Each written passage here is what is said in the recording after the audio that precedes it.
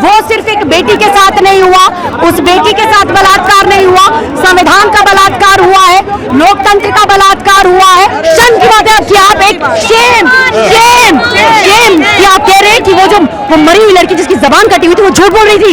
ये कहना चाहते हैं आप कि वो लड़की झूठ बोल रही थी? शर्म आनी चाहिए उन्हें। 376 में तो सजा का प्रावधान है। एडीजी झूठ बोल रहा है, एडीजी हमारा सामना करे, उसकी औकात उसको बताई जाएगी। धारा 144 लगा दी गई है इंडिया गेट पे, ये उनको डर नहीं तो और क्या है?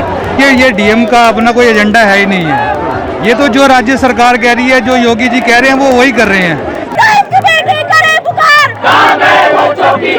जो अंतिम संस्कार था वो भी तो बलात्कार था, जो अंतिम संस्कार था वो भी तो बलात्कार था।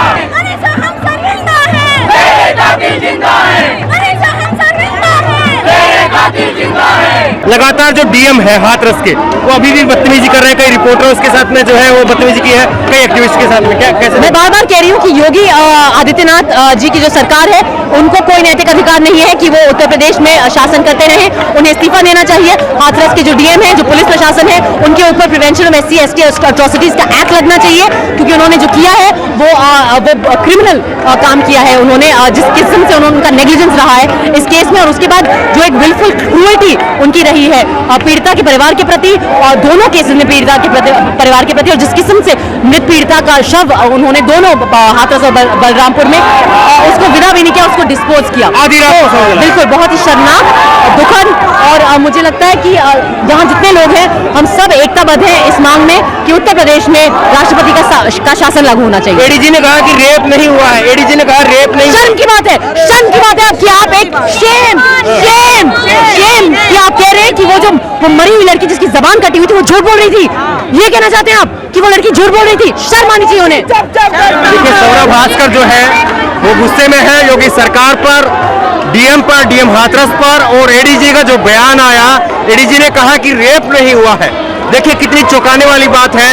एक बच्ची ने जो है इस दुनिया को अलविदा कह दिया, वो तड़प तड़प कर इस दुनिया को छोड़ करके चली गई, और एडीजी को अभी भी लगता है कि रेप नहीं हुआ है क्योंकि पोस्टमार्टम की रिपोर्ट कह रही है। लेकिन पोस्टमार्टम की जो रिपोर्ट है वो कितनी सही थी, ये अपने आप में सवालों के कटघरे में है। और हाथरस के अंदर जो भी हुआ है वो सिर्फ एक बेटी के साथ नहीं हुआ, उस बेटी के साथ बलात्कार नहीं हुआ, संविधान का बलात्कार हुआ है, लोकतंत्र का बलात्कार हुआ है, और शासन और प्रशासन की असलियत और उसकी जो हैवानियत है वो निकलकर सामने आई है। मैं पहले दिन से इस बात की मांग कर रही हूँ कि तुरंत प्रभाव से योगी सरकार का इस्तीफा होना चाहिए, अजय सिंह बिष्ट उर्फ ढोंगी बाबा का इस्तीफा होना चाहिए, और यूपी के अंदर राष्ट्रपति शासन लगाना चाहिए। लेकिन एडीजी ने कहा कि रेप नहीं हुआ।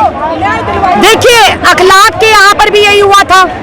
इनका शासन और इनका प्रशासन, इनका ही सब कुछ, ये चाहे तो कुछ भी कर सकते हैं। अगर रेप नहीं हुआ, अगर किसी प्रकार की अप्रिय घटना नहीं हुई, तो रात को 3 बजे परिजनों की गैर मौजूदगी में पेट्रोल डालकर आपने शवदाह क्यों करा? वो शवदाह नहीं था, वो जलाया था। एक बार उसकी असमता, मनीषा की इज्जत एक बार नहीं लूटी गई, दो बार लूटी गई। एक बार मरने से पहले और एक बार मरने के बाद। एक बार उन दरिंदों ने उसकी इज्जत पर वार करा, और दूसरी बात योगी की सरकार ने उसके साथ बलात्कार किया। लेकिन हाथरस में जिस तरह से डीएम जो बदतमीजी कर रहे हैं, कई पत्रकारों के साथ में, कई सामाजिक कार्यकर्ताओं को जो है उनके साथ में बदतमीजी अभी भी। डीएम तो एक सिर्फ और सिर्फ एक चेहरा है, एक मुखौटा है। असली जो दिमाग है, असली जो रणनीति है वो अमित शाह के कहने पर और योगी के कहने पर हो रहा है। वो तो मात्र एक पुर्जा है जो अपने आकाओं के कहने पर काम कर रहा है। तो कोरोना है, कोरोना के बावजूद जो है इतनी बड़ी संख्या में लोग, कोरोना से मरना मंजूर है, लेकिन बेटियों की अस्मिता लुटते हुए हम लोग कतई नहीं देख सकते। मेरे मरने से, अगर मेरे कोरोना होने से हमारी बच्चियों की इज्जत बच सकती है, तो मैं कोरोना से मौत लेने के लिए तैयार हूँ, लेकिन अपनी बेटियों को बचा कर। अन्याय किया जा रहा है। न्याय देने की जगह पीड़ितों को, पीड़ित के परिवार के जो लोग हैं उनको डरा धमकाया जा रहा है, उनको बंधक बनाया जा रहा है। आज सिर्फ जो है पीड़ित परिवार बंधक नहीं, आज देश की न्याय व्यवस्था जो है बंधक है, न्याय बंधक है। इसके खिलाफ हमारा आंदोलन है, और ये आंदोलन तब तक जारी रहेगा जब तक पीड़ितों को न्याय नहीं मिलता। डीएम जो है हाथरस के, वो भी लगातार जो है कई पत्रकारों के साथ में बदतमीजी हुई है, कई समाज से जो सोशल एक्टिविस्ट हैं उनके साथ में बदतमीजी हुई है। डीएम तो जनता का नौकर है और सरकार का नौकर है। अभी वो अपनी सरकारी एजेंटगिरी पूरा कर रहा है। जो सीएम कह रहे हैं वो कर रहा है। डीएम अपने मन से नहीं कर रहा है, उसकी भी बहन बेटियां हैं, लेकिन वो कर रहा है जो सीएम करवा रहा है। सीएम अपराधियों को बचाना चाहते हैं, उसके लिए सारे हथकंडे अपना रहे हैं। ऐसे सीएम को जानना चाहिए, इसी जनता ने बनाया था, यही जनता उखाड़ देगी। हम गंदगी साफ करते हैं, लेकिन जो गंदगी सरकार के दिमाग में घुस चुकी है, जो गंदगी इस व्यवस्था के दिमाग में घुस चुकी है, आज उसे साफ करने के लिए मैंने मांग की है अपने सफाई कर्मचारी भाइयों से कि वो काम बंद कर दें। एडीजी का बयान भगत सिंह को इसी तरह से जलाया गया था। शहीद भगत सिंह को उसके बाद देश में रेवोल्यूशन आया था, अंग्रेजों को भागना पड़ा था। आज हमारी बहन को जला गया। इस देश में रेवोल्यूशन आएगा, महिलाएं भी सुरक्षित होंगी और इनको काले अंग्रेजों को भी भागना पड़ेगा। एडीजी का बयान है कि रेप नहीं हुआ। एडीजी झूठा है, सरकार का नुमाइंदा है, सरकार के एजेंटगिरी कर रहा है।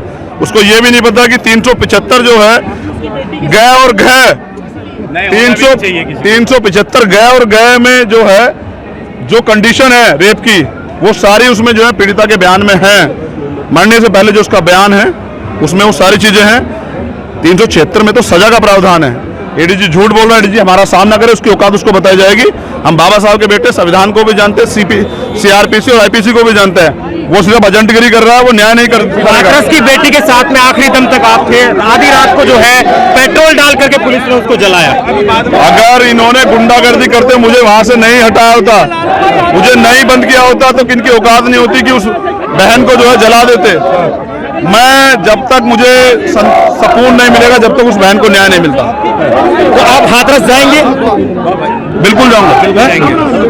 जंतर मंतर पर जो है वो जुट गया है। पहले ये कार्यक्रम जो है, पहले इन लोगों को जो है वो इंडिया गेट पर जाना था, लेकिन सरकार की तरफ से इंडिया गेट पर अनुमति नहीं दी गई और उसके बाद में जो है जंतर मंतर पर जो है वो लोगों का हुजूम जो है वो उतर आया है। आप चारों तरफ जो है, मैं आपको कैमरा पैन करके दिखा रहा हूँ, चारों तरफ आप देखिए कि बड़ी संख्या में लोग हैं और हर तबके के लोग हैं। देश की बेटी करे पुकार, कहाँ गए वो चौकीदार। देश की बेटी करे पुकार, कहाँ गए वो चौकीदार। लोग सड़कों पर उतरेंगे, ये संकेत साफ है। देखिए जी, कोरोना का अगर बात होती तो इलेक्शन करवाते ही ना। अब देख रहे हैं बिहार में इलेक्शन होने वाले हैं, तब तो इनको कोरोना याद नहीं रहता। जब अपनी बेटी के लिए लोग सड़कों पे आ जाते हैं तो तब इनको कोरोना याद आ जाता है। तो आज हम देख ही रहे हैं, हमारी बहू बेटियां, हमारे सभी माता पिता सब यहाँ पर आए हुए हैं। अब जनता का इंसाफ करने का टाइम आ गया है। यहाँ गाय को तो सुरक्षा मिलती है, बेटियों को नहीं मिलती। बेटियों को ऐसे बलात्कारी मार देते हैं, उसके लिए कोई आवाज नहीं उठाई जाती। एक गाय अगर मर जाए तो इंसाफ हो जाता है। ये डीएम का अपना कोई एजेंडा है ही नहीं है। ये तो जो राज्य सरकार कह रही है, जो योगी जी कह रहे हैं, वो वही कर रहे हैं। वो तो एक चमचा सा है, जो उनको बताया जा रहा है वो किया जा रहा है। मगर जो पीड़ित परिवार है वो मीडिया से मिलना चाह रहा है। आज ही हमने देखा कि उनके परिवार का एक छोटा सा बच्चा मीडिया से आके खुद मिलता है और उनको बताता है कि परिवार मीडिया से मिलना चाह रहा है। मगर उनके बीच में जो दीवारें डाल दी गई हैं पुलिस के थ्रू, वो निंदनीय है और हम यही चाहते हैं कि पूरा परिवार को मीडिया से मिलना जाए। देश की बेटी करे पुकार, कहाँ गए वो चौकीदार। देश की बेटी करे पुकार, कहाँ गए वो चौकीदार। देश की बेटी करे पुकार, कहाँ गए वो चौकीदार। देश की बेटी करे पुकार, कहाँ गए वो चौकीदार। देश की बेटी करे पुकार, कहाँ गए वो चौकीदार। आपको भी लगता है कि जरूरी है अब सड़कों पर उतरना? हाँ, ज़रूरी है। ये जो अभी यूपी सरकार स्पेशली जो कर रहे हैं, कॉन्स्टिट्यूशन का इतना ज़्यादा उल्लंघन हो रहा है, इसके लिए हम क्या करें? हाथ पे हाथ धरे बैठेंगे? हाथरस कांड के बाद 5 और कांड ऐसे आए हैं जिसमें से एक में एक बॉक्स में एक फीमेल की बॉडी मिली है, उसके ऊपर भी आगे कोई न्यूज़ नहीं आई है। वो सिर्फ एक इन्वेस्टिगेशन भी स्टार्ट नहीं हुआ है, सिर्फ एक आगे आया है कि हाँ जी एक डब्बे में यहाँ पे इस देश में स्पेशली ये जो करंट गवर्नमेंट है इसके आने के बाद फीमेल्स के तो वैसे ही बहुत ही ज़्यादा ऐसी हुई पड़ी थी, अब तो कुछ इज्जत भी नहीं बख्शते हैं कहीं भी, कुछ भी बिना भी किसी बात के इतना जातिवाद और अपनी ये तो मर्दानगी दिखा रहे हैं, चाहे पार्लियामेंट के अंदर हो चाहे बाहर हो। इनसे बड़ा ना मर्द और इनसे बड़ा तुच्छ इंसान नहीं है कोई भी। यहाँ पे धारा 144 लगा दी गई है इंडिया गेट पे, ये उनको डर नहीं तो और क्या है। मीडिया अगर अपनी थोड़ी इज्जत बख्श लेता, नहीं बिकता, ये जो गोदी मीडिया करके बहुत फेमस हुआ है, अगर वो स्टार्टिंग में ही जो उनका भी एक होगा कुछ जो फॉलो करते होंगे, अपने एथिक्स अपने मोरल के खिलाफ नहीं जाते, तो शायद कुछ हो बाकी थी। इसलिए अब लोगों को खुद ही ये कॉन्स्टिट्यूशन को सेफ रखने के लिए ये अभी नहीं, ये तो बहुत पहले से होता आया है। पर डिफरेंस ये है कि जब पहले हुआ था तब इतना ज्यादा कॉन्स्टिट्यूशन का उल्लंघन नहीं हुआ था। मनीषा हमसर जिंदा है, तेरे कातिल जिंदा है। मनीषा हमसर जिंदा है, तेरे कातिल जिंदा है। यहाँ पे किसी राजनीतिक पार्टी के लोग नहीं है, किसी जाति के लोग नहीं है, किसी वर्ग के लोग नहीं है। यहाँ पे आपको छोटा सा बच्चा भी मिल जाएगा जो अपने ही बड़ी बहन के लिए आंदोलन कर रहा है। यहाँ पे आपको माएँ भी मिल जाएंगी, बहनें भी मिल जाएंगी, और भी लोग मिल जाएंगे। आज जो यूपी की सरकार ने, जो योगी की सरकार ने, जो अपने वोट का जो अधिकार जो उसको दिया गया था जनता ने कि हमारी सुरक्षा करेगी, उसका जो अवहेलना करी है, उसके परिवार के परिजनों को शव नहीं मिला, रातों रात शव जला दिया गया, ये बहुत ही दर्दनाक चीज़ है। मोदी जी ने, जैसे आप देख रहे हैं, कहा था कि बेटी बचाओ बेटी पढ़ाओ। जब बेटी बचेगी नहीं तो पढ़ेगी कैसे, और देश की जनता कैसे सुरक्षित रहेगी, मुझे तो समझ नहीं आ रहा है। देश की बेटी करे पुकार, कहाँ गए वो चौकीदार। देश की बेटी करे पुकार, कहाँ गए वो चौकीदार। देश की बेटी करे पुकार, कहाँ गए वो चौकीदार। देश की बेटी करे पुकार, कहाँ गए वो चौकीदार। एक तो उसके साथ बलात्कार हुआ, उसकी हत्या कर दी गई, और ऊपर से आधी रात को उसको पुलिस ने जलाया। उसके अपने घर वालों तक की बिल्कुल बॉडी को हाथ नहीं लगाने दिया। ये गलत, बहुत ही गलत हुआ है उसके साथ। और वही नहीं, जो उसके बाद बैक टू बैक एक के बाद जो यूपी में जो रेप हो रहे हैं उनके खिलाफ कुछ नहीं है। योगी बहुत बुरी तरह से डरा हुआ है, इसीलिए उसने इंडिया गेट पर धारा 144 लगवा दी है। ये कानून होना चाहिए सड़क पर, चौराहे पर, इसलिए सब इकट्ठे हुए हैं। सख्त से सख्त सजा उन आरोपियों को देनी चाहिए, फांसी से कम तो कुछ भी नहीं होना चाहिए। जो अंतिम संस्कार था वो भी तो बलात्कार था। जो अंतिम संस्कार था वो भी तो बलात्कार था। जो अंतिम संस्कार था वो भी तो बलात्कार था। बेटी करे पुकार, कहाँ गए वो चौकीदार। बेटी करे पुकार, कहाँ गए वो चौकीदार। बेटी करे पुकार, कहाँ गए वो चौकीदार। बेटी करे पुकार, कहाँ गए वो चौकीदार। देश की बेटी करे पुकार, देश की बेटी करे पुकार, कहाँ गए वो चौकीदार। देश की बेटी करे पुकार, कहाँ गए वो चौकीदार। कहाँ गए वो चौकीदार। देश की बेटी करे पुकार, कहाँ गए वो चौकीदार। योगी सरकार होश में आओ, होश में आओ, होश में आओ। ये बलात्कारी हत्यारी सरकार नहीं चलेगी, नहीं चलेगी। ये बलात्कारी जंतर मंतर की ये तस्वीर आप देख रहे हैं, और ये तस्वीर उन लोगों को करारा तमाचा है जो कहते हैं कि अब जो है कोरोना काल में प्रोटेस्ट नहीं हो सकता, सरकार के खिलाफ आवाज नहीं उठाई जा सकती। लेकिन आप देखिए कि कितनी बड़ी संख्या में जो है वो लोगों का हुजूम है